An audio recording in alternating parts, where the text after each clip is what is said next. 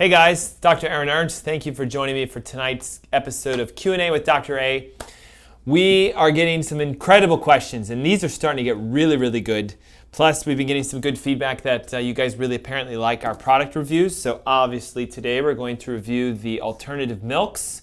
And so a couple ground rules. Don't forget, you can scroll underneath this video at any point during the broadcast or whenever you're watching it on your own and submit your questions. We keep getting them every week, so I love them. And just use the confidential question answer portal. They go straight to us. We'll make sure we get them on every week's episode. And if you're just joining us, if this is something new for you, every Thursday at 7 o'clock, I do what's known as Q&A with Dr. A. We're going to answer your health questions with some great information on how you can become your own doctor, break free from sickness, illness, disease, find the solutions that we're looking for, and really just have fun when it comes to our health. So with that, we're going to begin. Don't forget, every Saturday at 3 o'clock on 1110 AM, 99.3 FM is the Ask Dr. Ernst show, where I also dive deep into various health topics and also into questions that you guys ask. So why don't we get started? First question is about the differences in all the kinds of alternative milks that we have. So I picked a couple here, some of my favorites, but just because we talk coconut milk, for example, there are different kinds of coconut milks, and the challenge becomes sometimes you guys will go after this guy because there's more of it in here than in the can, and it's either the same price or less, but we got to ask the question of, for example, why is there a different ratio of fats and things inside of this than the others? And I'll tell you truthfully, this is basically one of these cans of coconut milk with a bunch of water added to fill the rest of the container up. And how do we know that? Well, look at the ingredients. The first ingredient is water. So probably about that much of this is water, and the rest of it's coconut milk. Shake it around, and now here you go in a carton. But they also add other things. So it's got natural flavorings. It has coconut water concentrates. It has citrates, sodium citrates, xanthan gum, vitamin A, vitamin D, vitamin B, zinc oxide. So, it's okay, but it's not the one that we use when we're trying to push high fats. It only has 4 grams of total fats, so the by volume fat content is really low, even though it is organic and it's unsweetened and it's, etc. So, all right, but not the best. Now, I wanted to point something out uniquely about these two. So this is, of course, the Native Harvest, coconut milk, full fat. And this one is the Whole Foods brand, 365 organic. They even say non-BPA lining. And this one is less expensive than this one. But yet, when you look at them, total grams of fat in this one is 12. Total grams of fat in this one is 15. So this is a higher fat can of coconut milk, which is why it costs a little bit more. Also, I don't know if you guys can see it, but right here it is a GMO verified, which means that this company has invested in the verification process to confirm that the coconuts used for this can are free from genetic modification. And this one, as you sort of see as I turn this can around slowly, has 0 verifications of it being GMO free. And you might say to yourself, seriously, we're genetically modifying coconuts? But the answer to that is yes. A recent study was found that even in Thailand and Fiji and all these other places, because of the Fukushima explosion, there's more radiation and they're losing their coconut crops. And so, of course, human ingenuity says, well, let's make a coconut that can withstand high levels of radiation in the soil. So we now have a genetically modified coconut. And I'm not saying this one has genetically modified, food products in it, but we don't know because it's not labeled. So is it worth the extra 40 cents to get a verified GMO-free, highly full-fat can of coconut milk? Absolutely. It's the only one I recommend, and their lining is BPA-free. So Native Forest, there you go, between these 3 coconut products. Now, some people say to me stuff like, when I drink these shakes, I get a little nauseous. I've got, some reflux and indigestion. It's probably because there's a lot of fat. And so I don't want you to not do this. We can still use enzymes, but these are some alternative milks we can use temporarily that can help you. Of course, hazelnut milk, and then we have, cashew milk. But again, looking at sort of the components of this, it's all natural hazelnut. There's no organic hazelnut milk that I could find. They're not with raw nuts. It's been roasted, and it only has 3.5 grams of fat. but 19 grams of carbohydrates, even though it's unsweetened and original. So much, much more sugar in this than the coconut milk. Now, cashew milk, again, is ground cashews, and we turn it into a milk product. I'm sorry, this is actually hemp milk. I said cashew, didn't I? Hemp milk. Now, this has 8 grams of fat, which is going to be double the amount in this, and it only has 1 gram of total carbohydrates. So I really like this as an alternative, especially if you're having difficulty with the 14, 15, 16 grams when you're using coconut. The only challenge I have with this is, they add vanilla extract. It has sunflower lecithin. It has some vitamins and minerals that have been added. So it's not really pure hemp milk, but if I had to pick an alternative milk that would be really good to use, it would be this. And why would we not want to pour dairy onto our cereal? Why would we want to do this instead? Well, it has the natural anti-inflammatories of the omega oils. It's really, really high in GLA, and it also has an omega-3 and 6 ratio that's much more along the lines of what your body wants. Whereas, dairy milk is lots of sugar, it's inflammatory, it's got a lot of bacteria and pus and things to that effect, even if it's been skimmed out. So you want to stay away as far as you can from dairy products in regards to milks and yogurts and things to that effect. Great natural milk. So you can use hazelnut or the cashew or the nut milks if you want, but they tend to have a lot of sugar in them. Hemp is another great alternative. And stay away from the cartoned coconut milks because they're basically all water. Next question says, can I have wine if I am following the ketogenic diet? I've heard that red wine is great, so will it be great with ketosis? And the answer is no. Here's the challenge. Whenever you drink anything that's alcoholic, your body considers the alcohol to be toxic, and the number one job of your liver is to remove toxins. So when we're in a ketogenic state, we're actually asking your liver to produce a large amount of ketones. And that's where your liver is going to be shunting from burning sugar for energy to burning fat for energy, and the byproduct of that is the ketone body. Now, when you're doing the ketogenic diet, you will sabotage that process 100% if you give your liver something that it wants to do instead of that. And anytime you drink any alcohol, it could be wine, it could be sake, it could be anything, the second that stuff gets in your blood, your body says, I have to get rid of this alcohol, and the liver will say, shut down all my processes, I'm gonna pull the alcohol out, detoxify it, get rid of it. And of course, by doing that, you're turning your ketotic state off. We don't want to do that. Plus, there's some anecdotal evidence that may suggest that alcohol can be turned into sugar and may actually push you to a sugar burning state instead of fat burning, and so we don't want to do that.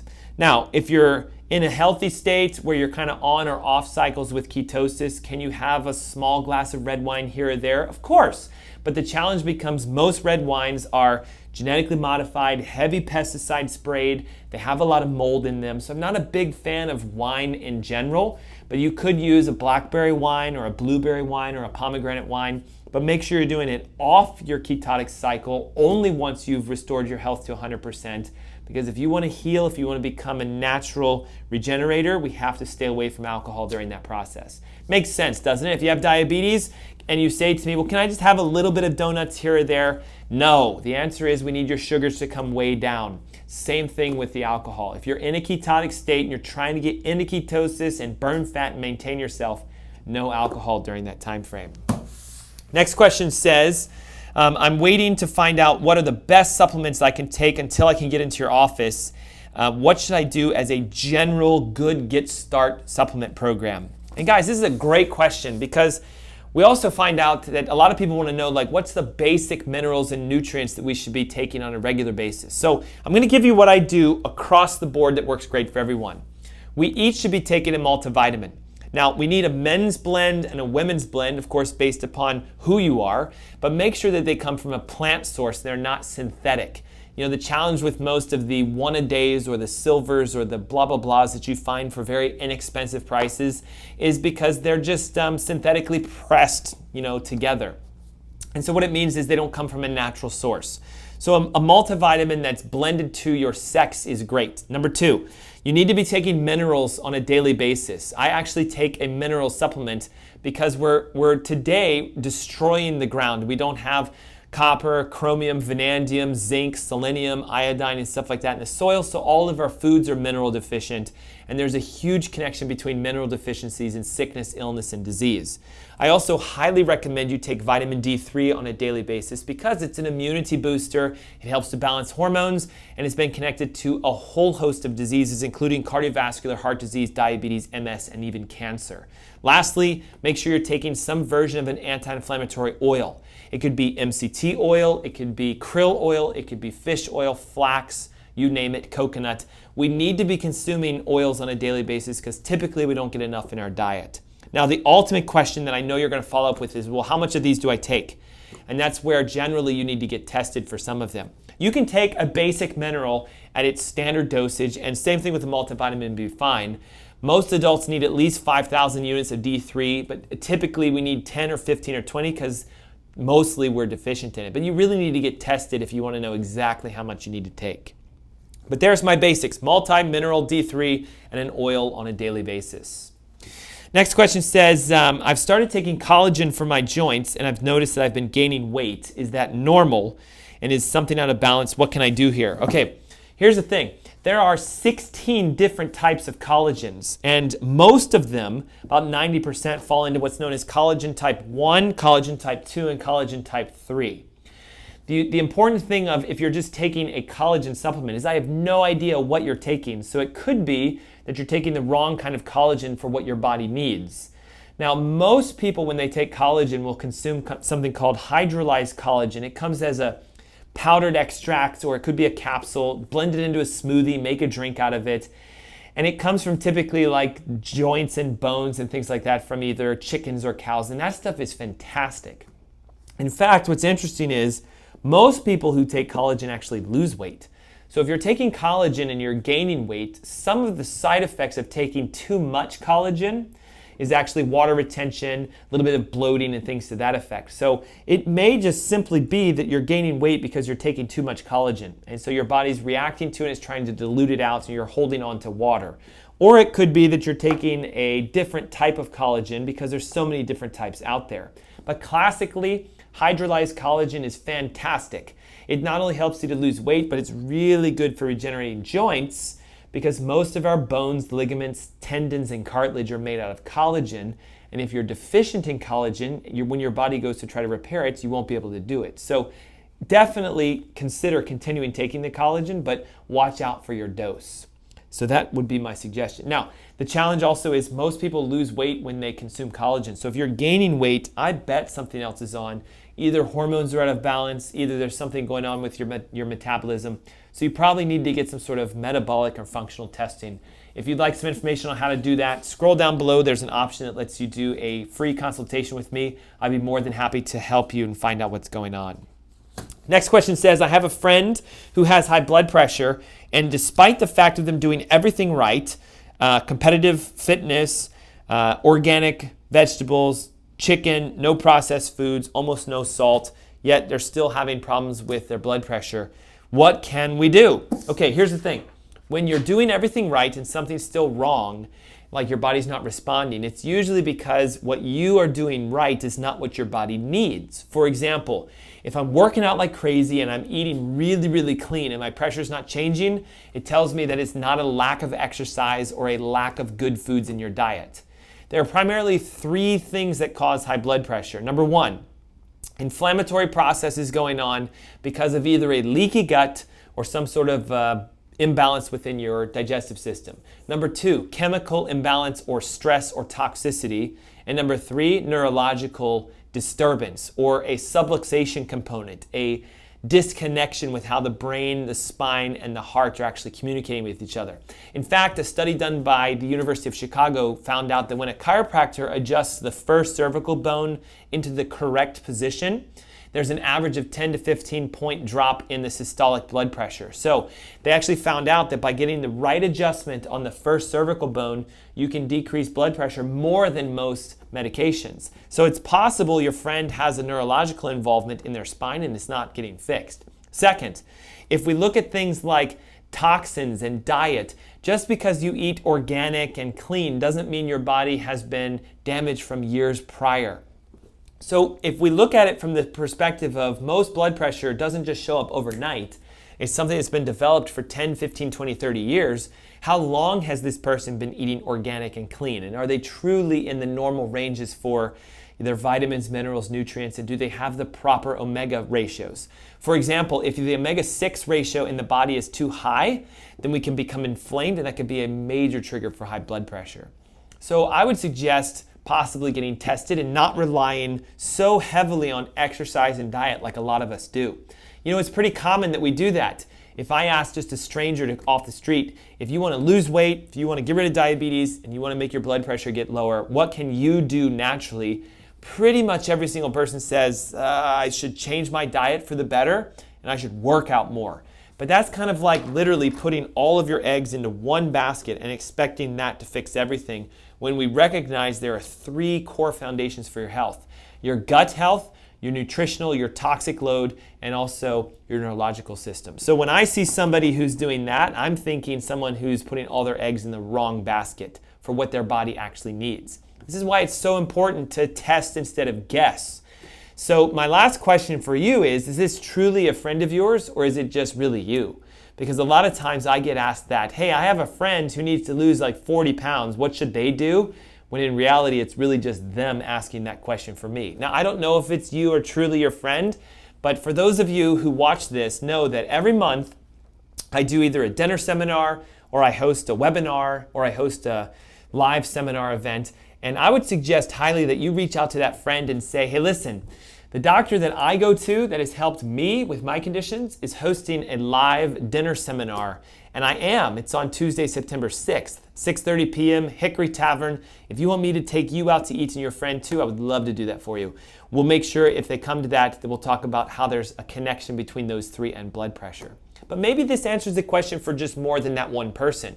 You know how many people struggle with things like, oh, I'm doing everything right, my blood tests are normal, and I'm not losing weight, my energy hasn't come back, or I have this or I have that that's still going on. Just because you remove one level of interference doesn't mean your body instantly goes to perfection. Think of it like, again, if I drop this pen, it should hit the desk, but if I stop it here and I stop it here, well, it just hit the next level of interference. And so if I want to get complete health, if I want the system to work the way that it should, you have to remove all interferences. And classically, there are 5 interferences that affect everyone's health. The way we think, because I can think myself into health or I can think myself into sickness. What I put on my body and in my body, the foods I eat, the toxins I add, my nerve system, my ability to remove what I put on and in my body, so my detoxification pathways, and then lastly, your oxygenation and physical fitness rates. If your BMI is off balance, if you have too much body fat and you're under-oxygenated, you cannot heal. So we have to address all 5 of these, and it sounds like he's only addressing 2, or you're only addressing 2. Last question says, is a ketogenic diet safe for a diabetic? What about ketoacidosis, which is potentially fatal? And here's the thing. If you're asking for me to say to you that ketoacidosis is dangerous, I'm not going to disagree with you. The challenge is most medical doctors freak out when we say the word ketoacidosis, and they have no true understanding of what it actually is. Ketoacidosis is when the ketone bodies in your blood go above 20, 30, 40, even 50 on a scale of how we measure ketones. Now, the ketotic diet is keeping you regulated and measured in a range between 1.0 and about 3.0 for your ketone bodies. That's literally like 10 to 100 times lower than a ketoacidotic state. Now, I have a great article that I want you to read on my website about how actually ketogenic diets is the best thing ever for a diabetic to do if you want to break free from having diabetes. The reason for that is this. When your sugars are high, diabetes, your ketones are typically at 0. And the important thing is ketones activate fat burning, they activate natural cellular destruction of abnormal cells, cancer cells, diabetic cells, etc. And they actually go through and they activate the brain's function. So you get better performance, you get more clarity, you get more energy when you're in a ketotic state. If your sugars are high, it's almost next to impossible to get into a ketotic state. So what we want is you to understand there's a reference range between 0 ketones and 0.5 on a blood test. That tells me there's no ketosis state to your body at all. Between 0.5 and 1.0, you're in a beginner's level. We'll call it introduction to nutritional ketosis. And that's where I like people to maintain themselves at all times. Then you have what we would call optimal ketotic range, which is usually 1.0 to 3.0. This is where you start burning fat, where your energy starts to rebuild, where you start to kill cancer cells, where your body starts to regenerate. And we want you to stay at that. If you go from 3 to 5, it's a starvation state, it's a high ketotic state, and I don't recommend that for everyone. Now, if I'm trying to starve out a cancer cell, you better believe it, we go as high as 5. If I'm trying to remove, say, a pancreatic cell that's not performing properly, and we have a state of a diagnosis like diabetes or Parkinson's or MS, you better believe we go up to a 5. But it's monitored safely so we don't get into an acidotic state. But the only way people get into ketoacidosis, or very dangerous levels of acidosis where they can potentially die, is if there's kidney failure, liver failure, or even some sort of like severe disease. So as a diabetic, your chances of hitting ketoacidosis when being in a keto diet is very, very low, as long as you monitor it and you have someone kind of like walking you through it. Believe it or not, you can actually monitor this yourself. Most diabetic monitors that measure blood sugar have the ability for you to take a new strip and stick it in there and measure ketone bodies within your blood. The strips are a little more expensive, but as long as you have someone coaching you through how to do it, you can monitor, manage it, and actually probably reverse your diabetes. Again, if you'd like more information on how to do that, scroll down below the video. There's a consultation button that you can push, and I can do a phone call with you. And there's no cost for those as well, if you'd like to. And that's really the ultimate thing, is if we want to have our health come back. So hopefully you guys found this informative. We've talked on everything from what is a ketotic diet, to what happens when I'm doing everything right, to what kind of products should I use if I'm looking for a substitute, even down into things in regards to why aren't I losing weight when I'm doing things properly. I'm taking this supplement, what are good ones to do? I mean, what a great, great night tonight. And so don't forget, you can always scroll down below, send in your questions if you want me to answer them directly through our live broadcast. And join us every Thursday right here on AskDrErnst.com/TV for the weekly Q&A with Dr. A. They air live 7 o'clock every single week, and you can also go back and watch previous episodes. And don't forget this week to join me on Saturday at 3 o'clock, 11:10 a.m., 99.3 FM here in Charlotte for the Ask Dr. Ernst Show. We're going to go deep into some topics on weight loss, pain control, and answer more questions for you guys. Thanks so much for joining me tonight, and I look forward to seeing you next week. Until then,